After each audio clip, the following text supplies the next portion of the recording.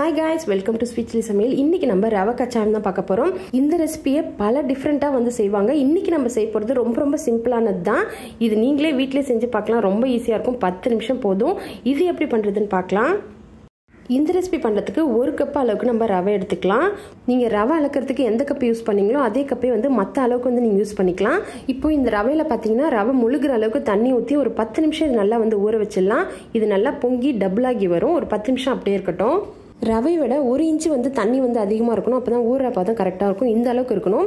இப்போ அது அப்படியே இருக்கட்டும், ஊறிக்கிட்டு இருக்கட்டும். இந்த கேப்பில் வந்து பார்த்தீங்கன்னா நம்ம சர்க்கரையை வந்து பொடி பண்ணிக்கலாம். நீங்கள் எந்த கப்பில் அளந்தீங்களோ அதே கப்பில் 1 கப் அளவுக்கு சர்க்கரை எடுத்துக்கலாம். அதில் ஒரு 5 ஏலக்காய் வந்து சேர்த்துக்கலாம். சேர்த்துட்டு அதை பவுடர் பண்ணி தனியாக எடுத்து வச்சிடலாம். இப்போ ரவை வந்து நல்லா வந்து உப்பி வந்துருக்கு பாருங்கள். இப்போ நம்ம மிக்ஸ் பண்ணி விட்டுட்டு நீங்கள் எந்த கப்பில் ரவை அளந்தீங்களோ அதே கப்பில் 1 கப் அளவுக்கு நம்ம மைதா சேர்த்துக்கலாம்.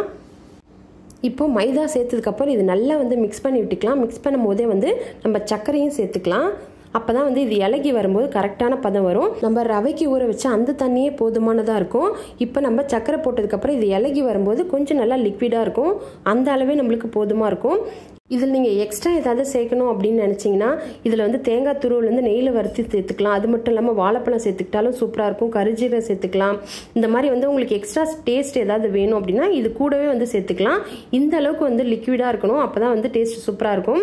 இன்னொரு முக்கியமான விஷயம் என்ன அப்படின்னு பார்த்தீங்கன்னா இது வந்துட்டு நீங்கள் சோடா உப்பு போடலை அப்படின்னா கொஞ்சம் வந்துட்டு ஹார்டாக தான் இருக்கும். நீங்கள் சோடா உப்பு போட்டிங்க அப்படின்னா கொஞ்சம் சாஃப்டாக இருக்கும். அதுதான் இதோட வித்தியாசம். இப்போ அதில் 2 பிஞ்ச் அளவுக்கு உப்பு சேர்த்துட்டு மறுபடியும் நல்லா மிக்ஸ் பண்ணி விட்டு நான் ஏற்கனவே சொன்ன மாதிரி உங்களுக்கு சோடா உப்பு விருப்பம் இருந்துச்சுன்னா போடுங்க. நான் இன்னைக்கு சோடா உப்பு யூஸ் பண்ணல. சோடா உப்பு போடாமலே இது நல்லா வந்து உப்பி வரும். இது அப்படியே வந்து கரண்டில எண்ணெய் ஊற்றி அப்ப மாதிரி சுட்டு எடுக்க வேண்டியதுதான். மிதமான சூட்டில் இந்த மாதிரி கரண்டி வச்சு கொஞ்சம் கொஞ்சமாக வந்து மாவு வந்து ஊற்றிக்கோங்க. அதுவே நல்லா ஃப்ளோட் ஆகி வரும்போது நீங்கள் திருப்பி போட்டால் போதும்.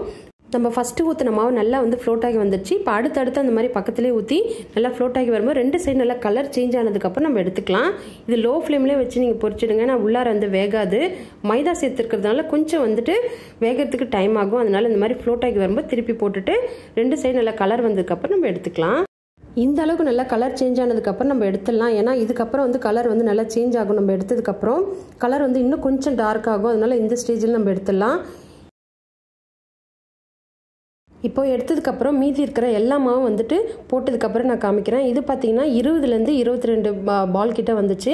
கண்டிப்பாக ட்ரை பண்ணி பாருங்கள். இது வந்து 2-3 நாளைக்கு வச்சு சாப்பிட்லாம். கண்டிப்பாக டேஸ்ட்டாக இருக்கும். நீங்கள் ட்ரை பண்ணிவிட்டு எப்படி வந்திருக்கு எனக்கு கமெண்ட் செக்ஷனில் சொல்லுங்கள். இது போல் வீடியோ உங்களுக்கு தொடர்ந்து பார்க்கணும் அப்படின்னா நம்ம சேனலை மறக்காமல் சப்ஸ்கிரைப் பண்ணி வச்சுக்கோங்க. பக்கத்தில் இருக்க பெல் பட்டனை கிளிக் பண்ணி வச்சுக்கோங்க. அப்போ தான் நான் போடுற வீடியோ உடனே நோட்டிஃபிகேஷனாக உங்களுக்கு வரும். வேறு ஒரு வித்தியாசமான ரெசிபியில் உங்களை மீட் பண்ணுறேன். அது வரைக்கும் பாய். தேங்க்யூ.